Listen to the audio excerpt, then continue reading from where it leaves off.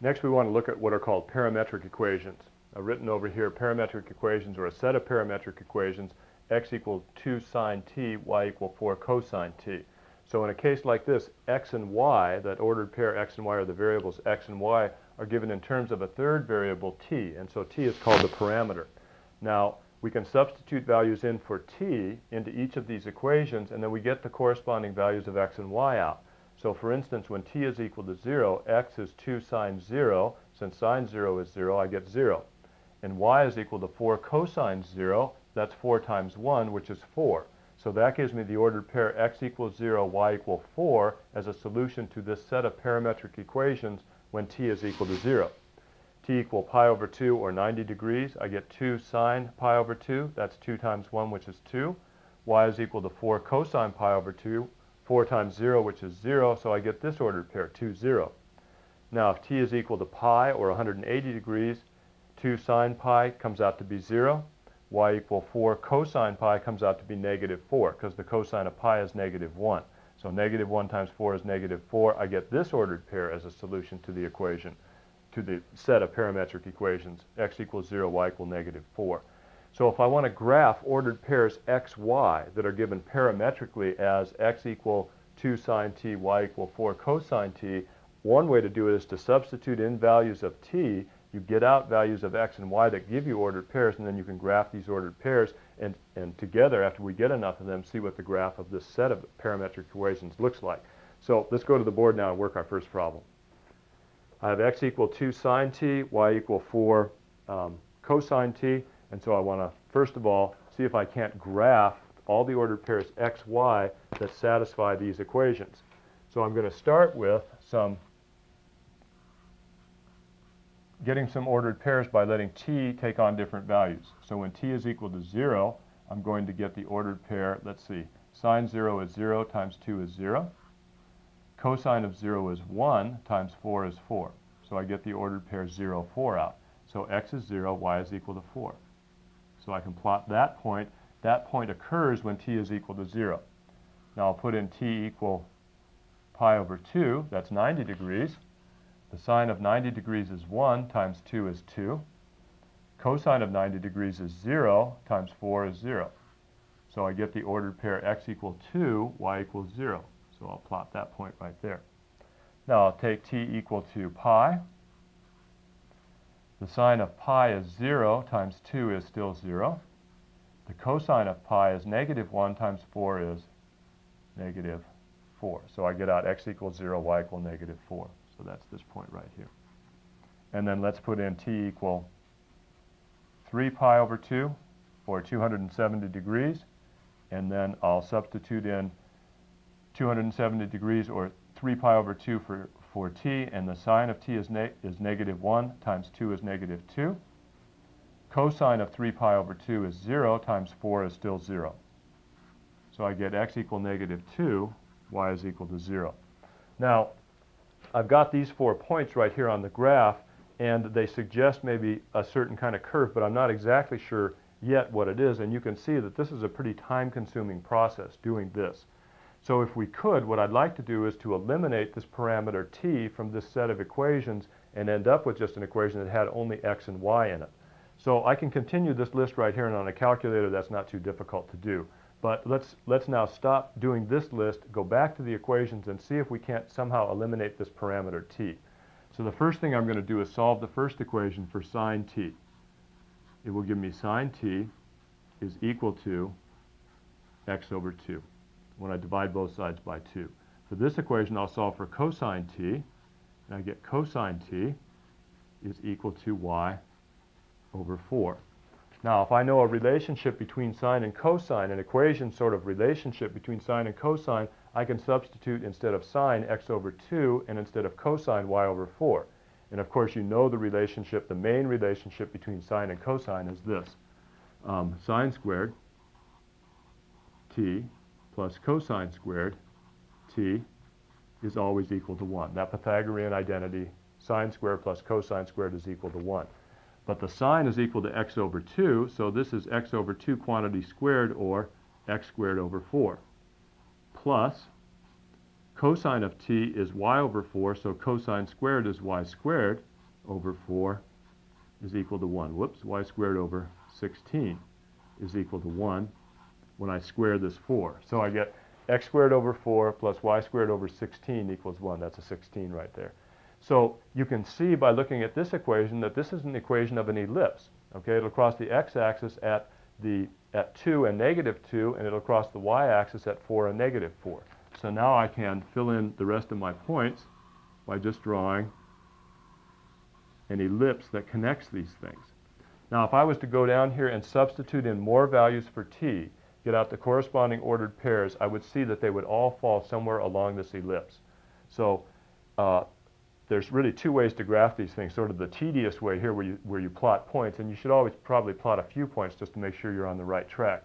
But if you can eliminate the parameter t and get an equation that just involves x and y, your graphing will be a lot easier. So let's go on now and look at our next problem. Problem number 2 says eliminate t and graph. So in this case, I'm not even going to find any ordered pairs. I'm simply going to eliminate t and graph what I get. So I'll start by solving this equation for sine t. I'll do that by subtracting 3 from both sides and then dividing by 2. When I do that, I end up with sine t is equal to x subtract 3 all divided by 2. I'll do the same thing here for cosine t, and I get cosine t is equal to y subtract 1, and then I'll divide everything by 2. So y minus 1 divided by 2. Now again, the relationship between sine and cosine that I can use is that Pythagorean relationship. So I'll write here sine squared t plus cosine squared t is equal to 1. But sine t is x minus 3 over 2, so when I square that, I get x minus 3 squared divided by 4, plus cosine t is y minus 1 over 2. When I square that, I get y minus 1 squared over 2 squared, which is 4, equals 1. Now you can think of this as an ellipse that crosses, that has a major axis up 2 and down 2, and a minor axis back and forth 2. Or I can multiply both sides by 4 and get a better picture of this. X minus 3 squared plus y minus 1 squared is equal to 4. And you can see that that's the equation of a circle that has a center at x equal 3, y equal 1, and it has a radius of 2. So it's a circle with a center at 3, 1, and a radius r equal to 2. So graphing this equation will be real simple. X is equal to 1, 2, 3, y is equal to 1.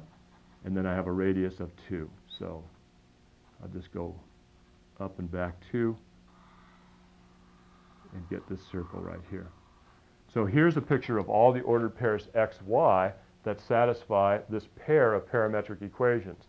Now I can substitute values in for t, do the work here and the work here, and I'll get out one ordered pair for x and y, and you'll find that that ordered pair would lie on this circle. So any values of t that you want to substitute in here, you'll get out values of x and y on this circle. So let's go on to the next problem.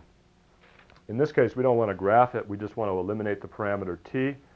So x is equal to secant t, y is equal to tangent t. What's a nice relationship between secant and tangent? The relationship is this. 1 plus tangent squared t is equal to secant squared t. So since secant is x and tangent is y, I get 1 plus y squared is equal to x squared. And if I write that in standard form by subtracting y from both sides, I would get x squared minus y squared is equal to 1. So eliminating the parameter t from this set of parametric equations gives me this equation, x squared minus y squared is equal to 1. Now I'm not going to graph that. Let's go on to the next equation and see what we have. Next pair of parametric equations, y equal cosine 2t, x is equal to sine t. Now I'm not going to be able to use my Pythagorean relationship here because I have two different angles, 2t and t. But remember that cosine 2t, okay, I have a double angle formula I can use to write that in terms of just sine t. So I'm going to rewrite this as 1 minus 2 sine squared t. Now sine t is equal to x, so this is 1 minus 2 x squared. So I end up with this. Y is equal to 1 minus 2 x squared, or y is equal to negative 2 x squared plus 1. So here's my equation right here, which is a parabola. It's going to be concave down, and it's going to go through the y-axis at 1. So let's find some ordered pairs that satisfy this and start to graph it. It's going to go through the y-axis at 1. Let's see, when x is equal to 1, I get 1 squared, which is 1, times negative 2 is negative 2, plus 1 is negative 1. So when x is equal to 1, I get y equal negative 1. When x is equal to negative 1, squared is positive 1, times negative 2 is negative 2, plus 1 is negative 1, I get this. And if I was to put in x equal 2, I would get 2 squared, which is 4, times negative 2, that's negative 8, plus 1 is negative 7. So if I went over here to 2, I'd have to go down to negative 7. But I don't want to do that because that's not an allowable value of x for me. Because I've written these things parametrically here, x is equal to sine t. The sine of t is always between negative 1 and 1. So the only values I can use for x here are values of x between negative 1 and 1.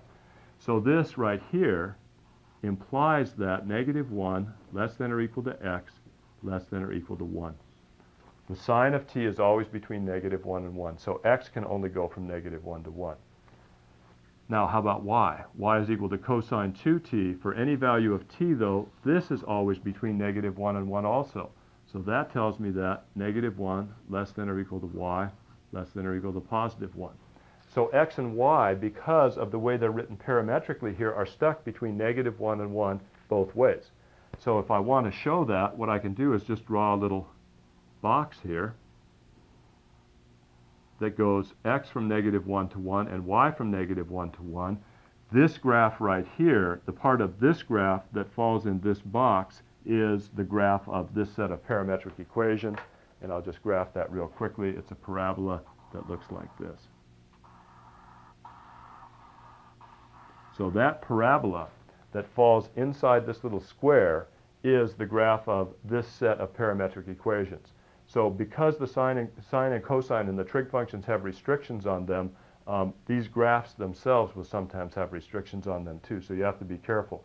When I substitute in x equal 2 into this equation, it's okay to do in this equation, but remember x comes from sine t, and sine t is always between negative 1 and 1, so I can't do that here. Okay, next I want to go on and work one of the Ferris wheel problems from the book. Let's take a look at it. Suppose we have a Ferris wheel. Once around the wheel takes 15 minutes, and you can see I've got a little picture of it down here. I don't know if you can see it on the screen, but this has a radius of 98.5, so maybe I'll write that in. R equals 98.5, and the starting point that's off the ground right here, I'll call that, what should I call that? Maybe just H. That's 12 feet. So 98.5 feet and 12 feet. And what we would like to do is write parametric equations for x and y in terms of this angle theta right here, and then also in terms of t, the amount of time it takes to go, the time that it takes to go once around the wheel, or get x and y in terms of time, starting with time t equals 0 right here and going around the circle. Okay, so there's a little closer picture of the Ferris wheel right here. First of all, I want to write x and y. Here's the point x, y. I want to write the coordinates x and y in terms of this parameter theta right here, and I can do that in this little right triangle pretty easily. So let me start by writing, let's see, what have I got? How about the sine of theta is equal to, let's see, you're going to have to switch back and forth pretty quickly between these. The sine of theta right here is going to be the opposite side x divided by the hypotenuse. So x over 98.5.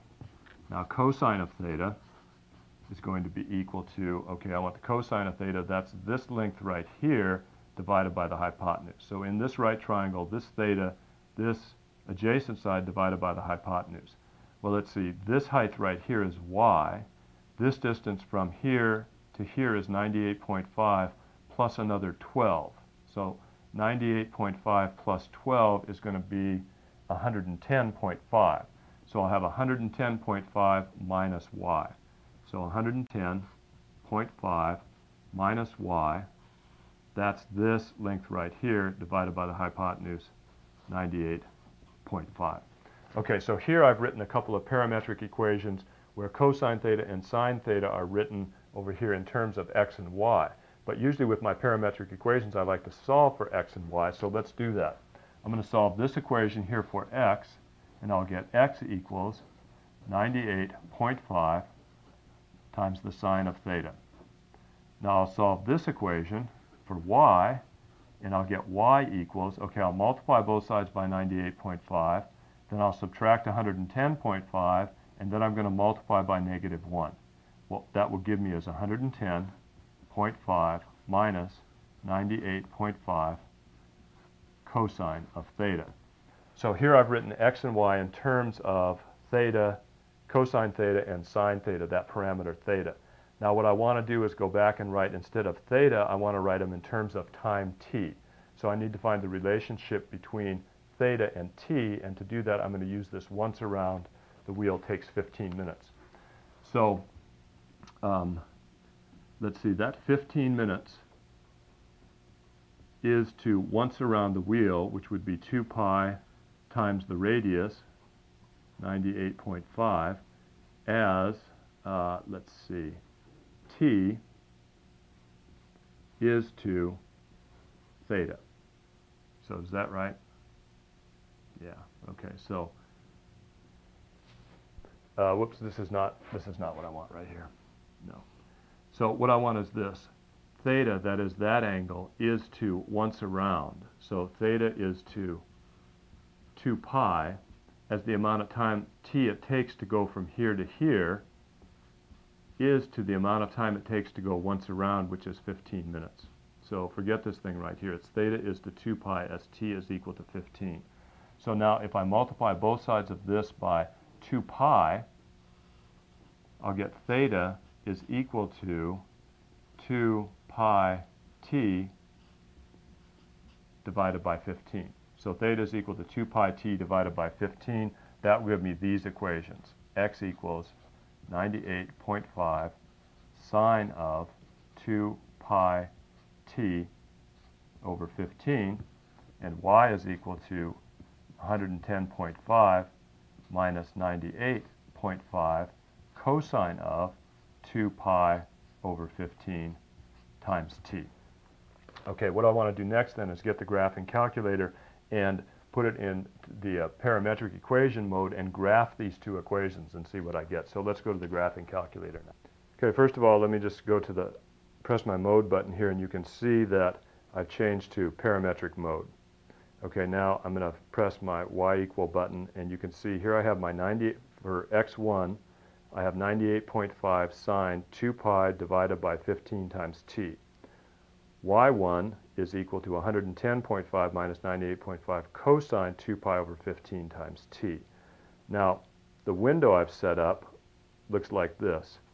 T is going to go from 0 to 15. That's going to be once around the wheel, and t is 0 to 15 minutes. I've got my steps in increments of 0.1.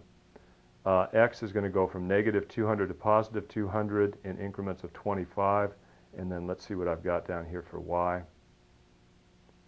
Y goes from 0 to 225, because I know the top of that wheel is up at about 200 and whatever, 210 feet or something like that. So let's take a look at the graph, see what I get.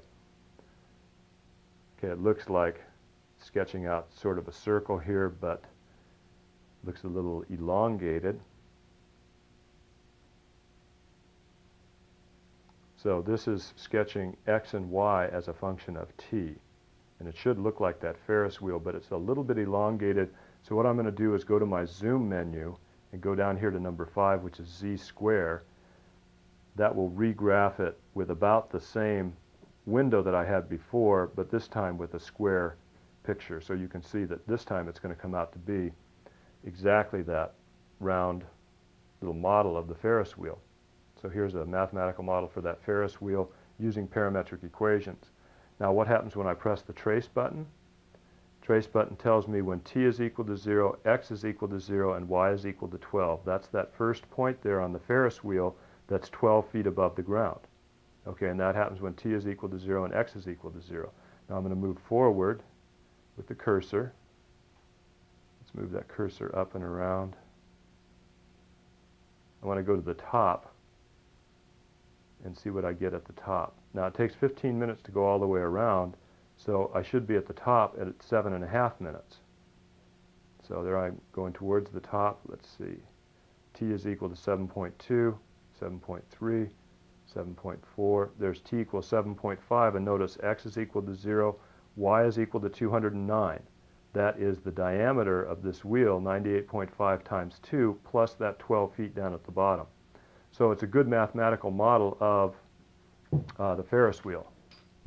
So that's a nice little model of the Ferris wheel using parametric equations on the graphing calculator. But I want to do one more thing here, and I want to take these parametric equations and go back and graph them separately. So I want to take this equation right here, because this tells me how x changes as a function of t, where x is the distance really the rider is from this y-axis.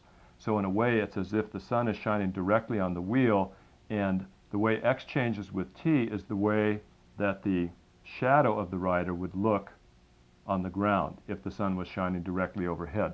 So to do that, I'm going to graph y1 is equal to 98.5 sine 2 pi over 15 times the variable x. Then I want to do the same type of thing with this second parametric equation. I'm going to write it in terms of x also. This gives the height of the rider at any time t. So this is going to be how high, this is going to be this y variable right here. So what I'm going to get is a graph that shows me how high up and how high off the ground the rider is at any time t as the rider goes around the wheel. So let's go to the graphing calculator now and graph those two things. Okay, first of all, let's just check the mode here. You can see that I've changed to from parametric to functions. Okay, now I'm going to look at y equals, and I've got y1 set up here, and it's on 110.5 minus 98.5 cosine 2x, 2 pi over 15 times x. Okay, now let's look at the window. And x is going to go from 0 to 15. Remember, x is taking the place of t, so it's that time t. It takes 15 minutes to go around the wheel. I've got it in increments of 0.5, and I'm going to have y go from 0 to 225 in increments of 25. So let's take a look at the graph. So that shows the height of the rider above the ground at any time t. Now, t, which has been replaced with x. Let's try the trace button. I start at the top right here. That's at t, or x equals 7.5, and the height is 209 feet. Now let's just back up, if we can, down here to where x is equal to 0. Down to the bottom of this, and what do I get? At x equals 0, you can see y is equal to 12. That's when the rider starts. At time t equals 0, the rider's 12 feet off the ground, goes up to 209 feet above the ground, then back down to 0 feet above the ground. Okay, let's go back up to my y variables now, and I'm going to go over and turn this one off, and then I'm going to go down and turn this second one on. And this is my y2 variable, which is how x varies as a function of t. But I've had to use the y2 variable and x instead. Now I'll go over to my window, and I'm still going to let x go from 0 to 15, but let's go on down to y minimum. I'm going to make that negative 100, and then y maximum 100. Now let's see what we get right here. Let's take a look at that graph. Okay, this shows the position of which would be the shadow of the rider if the sun was shining overhead. This is the distance the shadow of the rider would be from the starting point at any time t.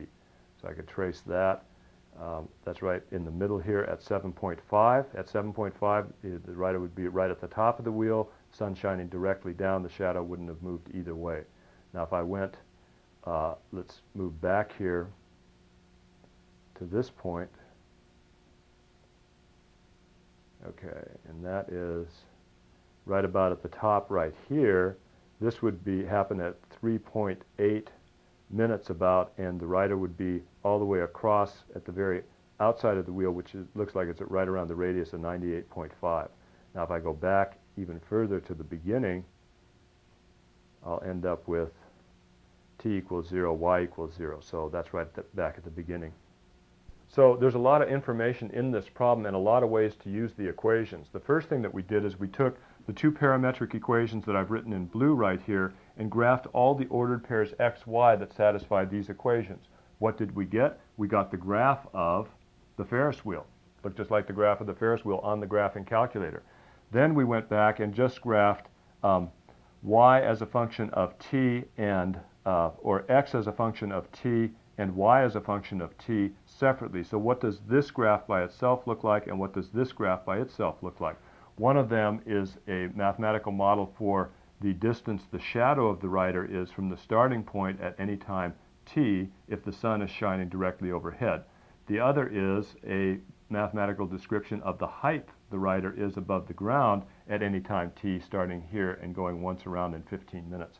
So a lot of information with the equations right here. If we look at them parametrically as one set of parametric equations to give us ordered pairs x, y, we get the graph of that Ferris wheel itself. Otherwise, if we look at them as separate equations, we get other information about this Ferris wheel.